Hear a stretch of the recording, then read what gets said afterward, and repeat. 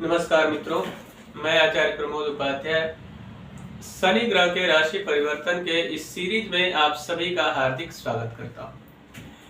मित्रों, जैसा कि आप सभी को पता ही होगा कि शनि ग्रह पहले काफी समय से मकर राशि में विराजमान थे, वही अब राशि को परिवर्तित करके और कुंभ राशि में प्रवेश करने जा रहे हैं। यह जो शनि ग्रह का राशि परिवर्तन है यह 29 अप्रैल 2022 को होने वाला है। अब इस शनि ग्रह के राशि परिवर्तन से किन किन राशि पर शनि की ढैया पर 7.5 रहेगी और साथ साथ में शनि ग्रह के परिवर्तन से कितना लाभ और कितनी हानि का योग बनने वाला है, इन सब पर विस्तृत चर्चा करेंगे। अब सबसे पहले आपको जानकारी प्रदान कर दूं कि शनि की जो 7.5 है वह पहले धनु, मकर और कुंभ तीनों ही राशियों पर थी। अब शनि के परिवर्तित होने से धनु राशि वालों के लिए शनि की 7.5 समाप्त हो रही है और वही 29 अप्रैल 2022 से 7.5 प्रारंभ होने जा रही, यानी कि मकर, कुंभ और मीन तीन राशि वालों पर शनि की 7.5 चलेगी।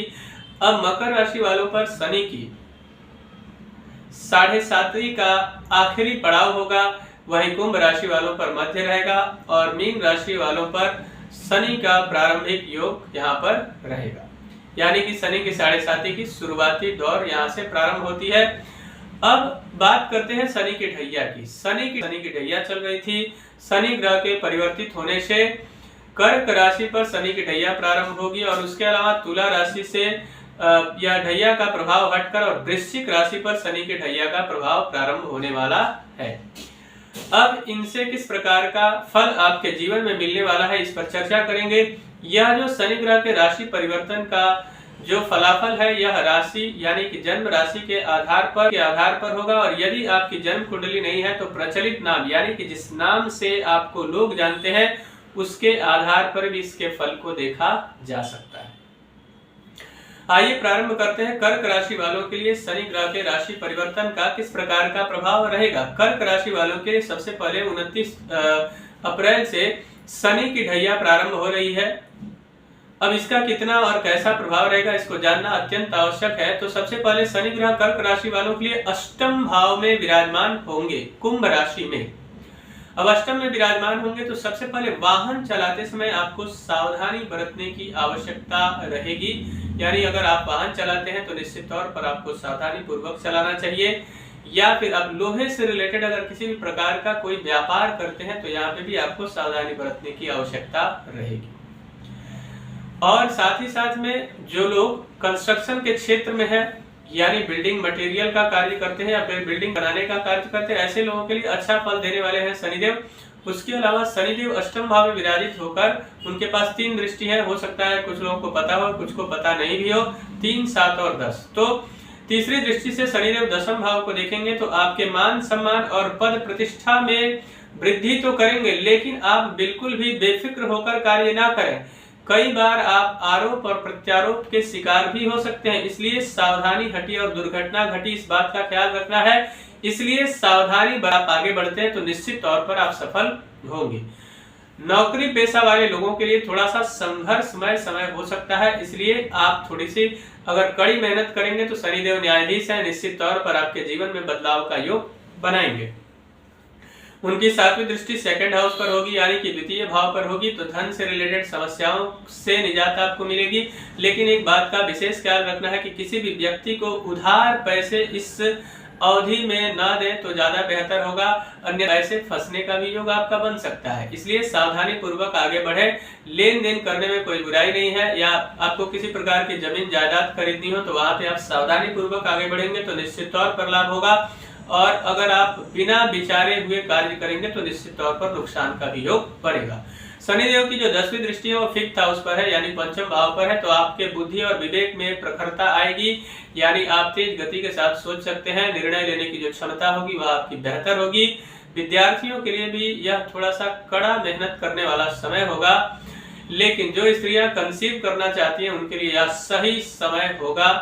तो इसलिए यहाँ पर आपको विशेष लाभ शनिदेव तो देते हुए दिखाई नहीं दे रहे हैं, लेकिन फिर भी कुछ क्षेत्र के अंदर आपको कमाल का योग बना रहे हैं शनिदेव। इस फल को और बेहतर बनाने के लिए मैं आगे आपको उपाय बताऊंगा, जिससे ढैया के दुष्प्रभाव से बचकर और सुखमय जीवन व्यतीत कर सके।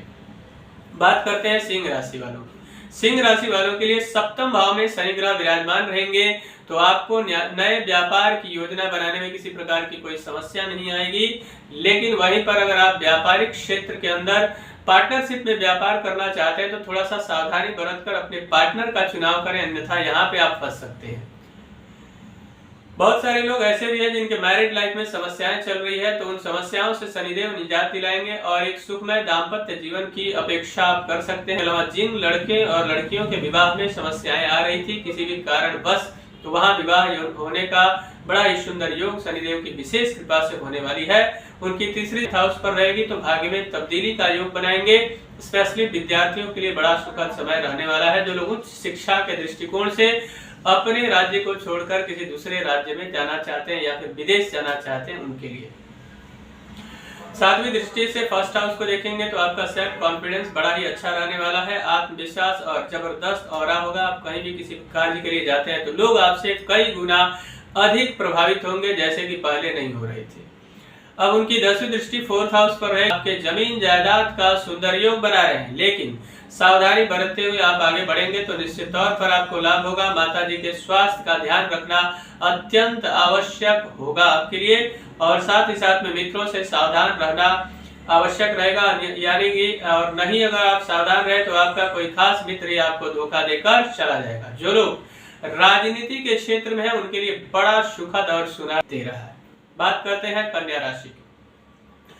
कन्या राशि वालों के लिए शनिदेव कुंभ राशि में षष्ठम भाव में यानी 6th हाउस में विराजमान रहेंगे, तो सबसे पहले आपके शत्रु आपसे होंगे परास्त।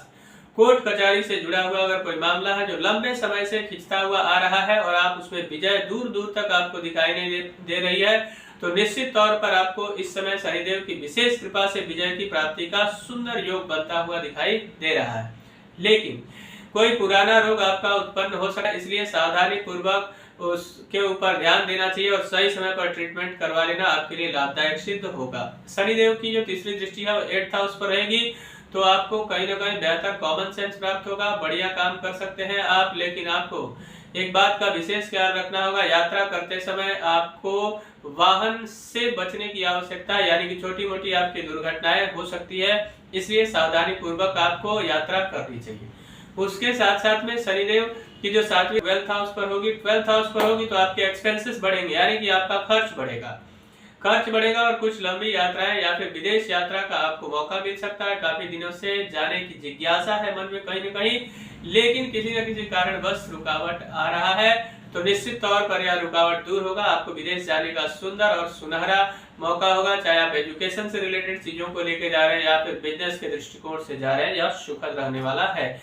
उनकी 10वीं दृष्टि होगी आपके 3rd हाउस पर, तो जहां कहीं आप लगातार एफर्ट लगाने के बाद भी आपको मौके नहीं मिल पा रहे थे किसी भी कार्य क्षेत्र में, तो निश्चित तौर पर आपको यहाँ पे मौका मिलेगा। नए नए कई सारे मौके आपके लिए मिलने का योग शनिदेव की विशेष कृपा से बनने जा रहा है। साथ में जो लोग कंस्ट्रक्शन को लेकर कोयला, शराब यानी कि और उसके साथ साथ फ्यूल और माइंस से रिलेटेड जो भी आप कार्य करते हैं, या फिर कंस्ट्रक्शन या फिर जुडिशियल फील्ड के अंदर आप कार्य करते हैं, यानी वकालत के क्षेत्र में है, तो ऐसे लोगों के लिए बड़ा ही सुनहरा लाभ का योग शनिदेव की विशेष कृपा से यहाँ पर बनता हुआ दिखाई दे रहा है। मित्रों, ये जो भी मैंने आपको परिणाम बताए शनिदेव के राशि परिवर्तन के प्रभाव का, इसको निश्चित तौर पर कई गुना बेहतर बनाया जा सकता है। उसके लिए कुछ उपाय की आवश्यकता रहेगी। आपको शनिवार के दिन शिव में जाकर शिवलिंग पर सरसों का तेल चढ़ाना चाहिए, ओम सम शनिश्चराय नमः मंत्र का जाप करना चाहिए, या फिर ओम नमः शिवाय मंत्र का जाप करना अत्यंत लाभदायक रहेगा।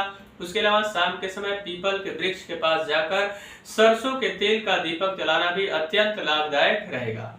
आप हनुमान चालीसा पाठ कर सकते हैं, शनि स्तोत्र का पाठ कर सकते हैं, दशरथ कृत शनि स्तोत्र का पाठ या फिर शनि चालीसा का पाठ करना भी अत्यंत लाभदायक रहेगा।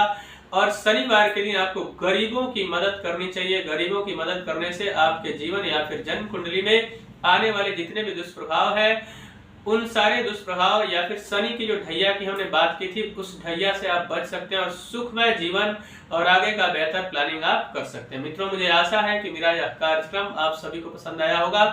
मेरा एक निवेदन है कि अगर अभी तक हमारे चैनल को आपने सब्सक्राइब नहीं किया है तो कृपया चैनल को सब्सक्राइब करें, वीडियो को अधिक से अधिक लाइक और शेयर करें, बेल आइकन को दबाएं जिससे नई नई जानकारी आप तक पहुंचती रहे। आप जीवन में किसी समस्या को लेकर बहुत अधिक परेशान है और उसका निवारण नहीं मिल पा रहा है, आप संपर्क करें और उस समस्या का समाधान प्राप्त करें। तब तक के लिए इजाजत दीजिए। नमस्कार।